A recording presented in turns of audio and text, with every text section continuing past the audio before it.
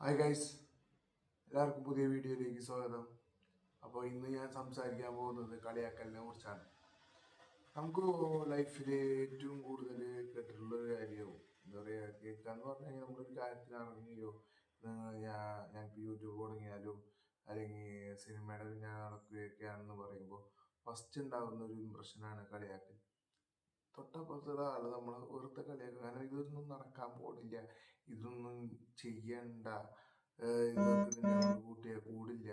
ഇങ്ങനത്തെ ഒരുപാട് കാര്യങ്ങൾ സംഭവിക്കാൻ പോണത് ഈ കളിയാക്കലിന്റെ സമയത്ത്. മീൻസ് നമ്മളിങ്ങനെ ഒരു കാര്യങ്ങൾ പറയുമ്പോഴാണ്.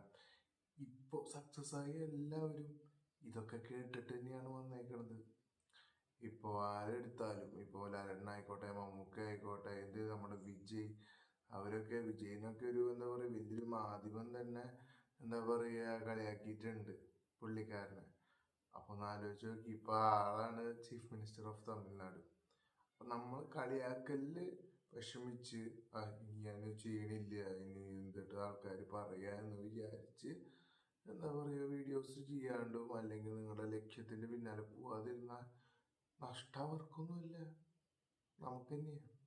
കാരണം നമ്മൾ ലക്ഷ്യത്തിന് പിന്നാലെ ഓടാനും തയ്യാറല്ല, അതൊന്നും ശരിയാക്കാനും നമ്മൾ തയ്യാറല്ല. നമുക്ക് ഓരോ ഇത് എന്താ പറയുക, ആൾക്കാർ കളിയാക്കും, അപ്പോൾ നമുക്ക് പറ്റില്ല. ആൾക്കാർ കളിയാക്കും.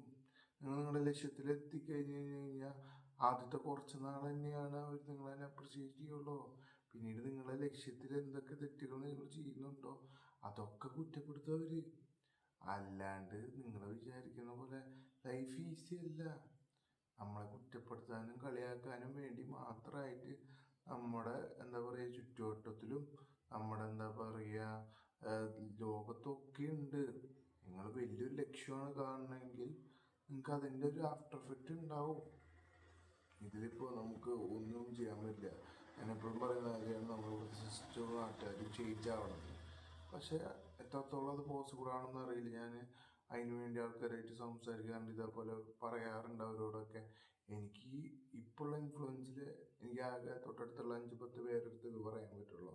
പക്ഷെ അത് കാര്യമില്ല, എൻ്റെ വാക്ക് കേൾക്കാൻ ആൾക്ക് താല്പര്യം. എൻ്റെ കയ്യിൽ സബ്സ്ക്രൈബേഴ്സ് ഇല്ല, എനിക്ക് വലിയൊരു വ്യൂസ് ഇല്ല. പോരാത്തതിന് ഞാൻ ഇവിടെ നാട്ടിലാണെങ്കിൽ ഇപ്പോൾ ഈ അടുത്താണ് ജോലിക്ക് തന്നെ പോയി കിടക്കിയത്. നാട്ടിൽ നോക്കുമ്പോൾ എന്താ ഒരു തൊഴിലില്ലാത്ത വീട്ടിലിരുന്ന് എന്തൊക്കെയോ പറയുന്നു, എന്തൊക്കെയോ വിളിച്ചു പറയണു. അതുകൊണ്ടൊരു കാര്യമില്ല എന്നാണ്. കാര്യമില്ല സത്യം പറഞ്ഞു കഴിഞ്ഞാൽ. നമ്മൾ എന്തെങ്കിലും ആയാൽ മാത്രമേ നമ്മളെ കേൾക്കാൻ ആൾക്കാരുണ്ടാവുള്ളൂ. അല്ലെങ്കിൽ അവരൊക്കെ നമ്മളതിനെ കളിയാക്കിക്കൊണ്ടേയിരിക്കും. അവർക്ക് കളിയാക്കാൻ മാത്രമേ പറ്റുള്ളൂ. പക്ഷെ ജീവിതത്തിൽ സക്സസ് ആവണമെങ്കിൽ നമ്മൾ തന്നെ സ്റ്റെപ്പ് എടുത്ത് മുന്നിലേക്ക് വെക്കണം. ആ കളിയാക്കലുകളൊക്കെ തരണം ചെയ്യണം, അല്ലാണ്ട് മുന്നോട്ട് പോകാൻ പറ്റില്ല.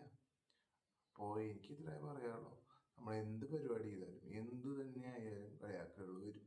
നമ്മൾ ആ പരിപാടി ചെയ്ത് സക്സസ് ആയാൽ പോലും അതിൽ കുറ്റം പറയാൻ കുറേ എണ്ണങ്ങൾ വരും. ഇതിൻ്റെ ഇടയിൽ കുറച്ച് പേരുണ്ടാവും നമ്മുടെ കാര്യങ്ങൾക്ക് വേണ്ടി മോട്ടിവേറ്റ് ചെയ്യുന്ന, നമ്മുടെ ലക്ഷ്യങ്ങൾക്ക് വേണ്ടിയിട്ട് എന്താ പറയുക നമ്മളൊപ്പം നിൽക്കുന്നവരും.